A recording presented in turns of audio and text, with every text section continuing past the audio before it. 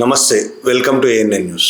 రాజకీయాల్లో ప్రతి పార్టీ మిగతా పార్టీల మీద రాజకీయ విమర్శలు చేసేటప్పుడు మిగతా పార్టీలన్నీ ఏకమై తమను ఓడిస్తున్నాయని, తాము మాత్రమే ఎవ్వరితో కలవకుండా ఒంటరిగా నిలబడి పోరాటం చేస్తున్నామని మాట్లాడుతుంది. తెలంగాణలో మనం చాలా కాలంగా చూస్తున్నాం. బీజేపీ, బీఆర్ఎస్, కాంగ్రెస్ కలిసి తమను దెబ్బతీయడానికి ప్రయత్నిస్తుందని బీజేపీ చెప్తుంది.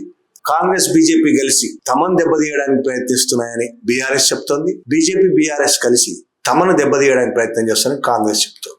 అసలు నిజం చెప్పాలంటే ఒక పార్టీ ఇంకొక ప్రతి రెండు పార్టీల మీద ప్రతి పార్టీ ఆరోపణలు చేస్తుంది. ఇది నిజం చెప్పండి, అన్ని నిజమే. ఇందులో తాజాగా జరిగిన మున్సిపల్ ఎన్నికలకు సంబంధించి కూడా మళ్ళీ స్టేట్మెంట్స్ వచ్చాయి. హరీష్ రావు స్టేట్మెంట్ ఇచ్చాడు. బీజేపీ, కాంగ్రెస్ కలిసి బీఆర్ఎస్ ను ఓడించే కుట్రలు చేసిందని. బీజేపీ అధ్యక్షుడు రామచంద్రరావు కూడా స్టేట్మెంట్ ఇచ్చాడు. బీఆర్ఎస్, కాంగ్రెస్ కలిసి బీజేపీని దెబ్బతీయడానికి కుట్ర చేశాడు. కాంగ్రెస్ నాయకులు కూడా మాట్లాడుతున్నారు బీఆర్ఎస్, బీజేపీ కలిసిపోయే ఎలక్షన్స్ లో. నిజానికి రాజకీయాల్లో ఎటువంటి విలువలు, ఎటువంటి సిద్ధాంతాలు ఏమీ లేవని ప్రతిసారి నిరూపితం అవుతూనే ఉంటుంది. ప్రతిసారి ప్రజలకు నిరూపిస్తుంటారు రాజకీయ నాయకులు. మాకేమీ వాల్యూస్ లేవు, ఏ విలువలు లేవు, మాకు అధికారం తప్ప ఏమీ లేదు, అధికారం ఒక్కటే మాకు కావాలి అని పదే పదే ప్రతిరోజు నిరూపిస్తుంటారు. ఈ మున్సిపల్ ఎన్నికల్లో కూడా నిరూపించారు. ఎన్నికల్లో పోటీ చేసేప్పుడు రకరకాల పొత్తులతో, అంతర్గత పొత్తులతో, రహస్య పొత్తులతో, కొన్ని బహిరంగ పొత్తులతో చాలా మంది చాలా రకాలుగా పోటీ చేశారు. అన్ని పార్టీలు, BRS, Congress, BJP, MIM, CPI, CPM ఇవన్నీ కలిపి ఒక్కొక్క చోట ఒక్కొక్క దాంతో పొత్తు పెట్టుకొని పనిచేశారు. ముఖ్యంగా సిపిఐ కొన్ని చోట్ల బీఆర్ఎస్ తో, కొన్ని చోట్ల కాంగ్రెస్ తో, సిపిఎం కూడా ఆ విధంగానే చేసింది. మిగతా పార్టీలు రహస్యంగా పొత్తు పెట్టుకునే తప్ప బహిరంగంగా పెట్టుకోవాలి. ఇద్దరు బహిరంగంగానే పెట్టుకున్నారు. ఈ ఎలక్షన్స్ అయిపోయిన తర్వాత మున్సిపల్ కార్పొరేషన్ల ఎన్నికలు అయిన తర్వాత కార్పొరేషన్ మేయర్లుగా, మున్సిపల్ చైర్మన్లుగా కావడానికి జరిగిన ఎన్నికల్లో ఇంకా దారుణమైన, వాళ్ళు ఎంత దారుణమైన పరిస్థితులు ఉన్నాయి రాజకీయ పార్టీలు, వాళ్ళు మాట్లాడిన దానికి భిన్నంగా ఎట్లా వ్యవహరిస్తారనేది కనబడుతుంది. మున్సిపల్ చైర్మన్ ఎన్నికల్లో, కార్పొరేషన్ ఎన్నికల్లో ఒక్కొక్క ఉదాహరణ మనం చూసుకుంటే, నిజామాబాద్ కార్పొరేషన్ ఎన్నిక కోసం కాంగ్రెస్ పార్టీ ఎంఐఎంతో కలిసింది. ఎంఐఎంతో కలవడం చాలా కాలంగా ఉంది. అధికారంలో ఏ పార్టీ ఉంటే ఆ పార్టీతో ఎంఐఎం కలుస్తుంది కాబట్టి కాంగ్రెస్ తో కలిసే ఉంది. కాంగ్రెస్ ఎంఐఎంఏ కాదు, వీళ్ళతో బీఆర్ఎస్ కూడా కలిసింది. ఇప్పుడు ప్రతిపక్షంలో ఉంది. కాంగ్రెస్ పై తీవ్రంగా పోరాడుతుంది బీఆర్ఎస్. కాంగ్రెస్ అంటేనే మండిపడుతుంటారు బీఆర్ఎస్ నాయకులు. కానీ అక్కడ బీఆర్ఎస్, కాంగ్రెస్, ఎంఐఎం కలిపి మేయర్ సీటుని కాంగ్రెస్ గెలుచుకుంది.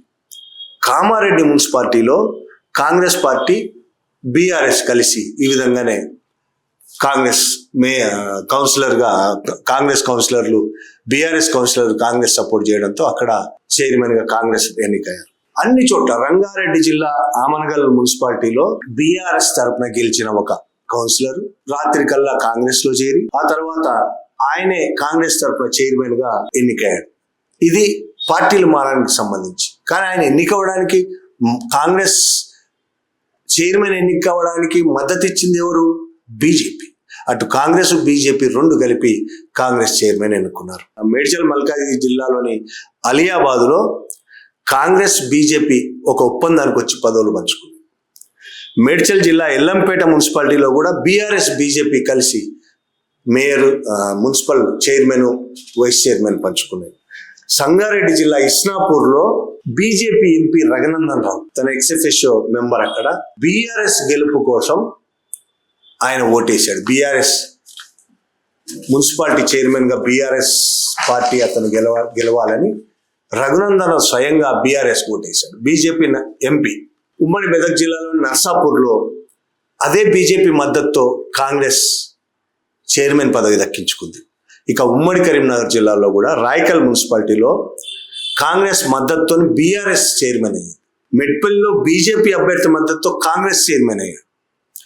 ఆసిఫాబాద్, ఉమ్మడి ఆదిలాబాద్ జిల్లాలో ఆసిఫాబాద్ మున్సిపాలిటీలో కాంగ్రెస్ కి చెందిన ఒక అభ్యర్థి మద్దతుతో బీఆర్ఎస్ చైర్మన్ అయ్యారు. బెల్లంపల్లి మున్సిపాలిటీలో బీజేపీ అభ్యర్థి మద్దతుతో కాంగ్రెస్ చైర్మన్, వైస్ చైర్మన్లు గెలుచుకున్నారు. ఇట్లా ఈ పార్టీ ఆ పార్టీ లేదు. బీజేపీ, కాంగ్రెస్లు చాలా తీవ్రమైన వైరుధ్యం కనిపిస్తుంటది. ఇద్దరు ఒకళ్ళ మీద ఒకళ్ళు దాడులు చేసుకుంటుంటారు.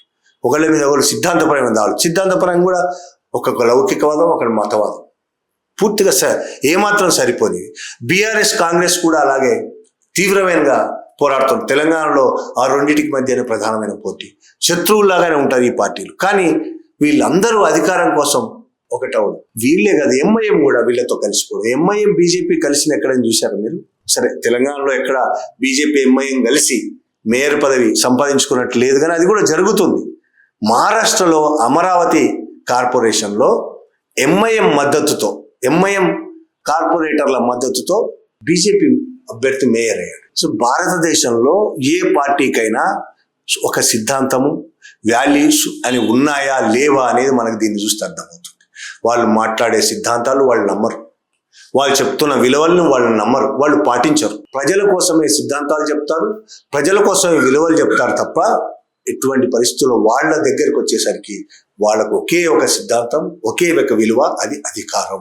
అధికారం కోసం మాత్రమే అన్ని పార్టీలు ఏ మాత్రం మొహమాటాలు లేకుండా, ముసుగులేమి తొడుక్కోకుండానే అన్ని ముసుగులన్నీ ప్రజాస్వామ్యం అని, విలువలని, సిద్ధాంతాలనే ముసుగులు చించేసుకొని బహిరంగంగా అధికారం కోసం బరి తెగిస్తారు. అట్లా బరి తెగించిన తెలంగాణ మున్సిపల్ ఎన్నికలు మనకి ఇవాళ కనబడుతుంది. Thank you very much.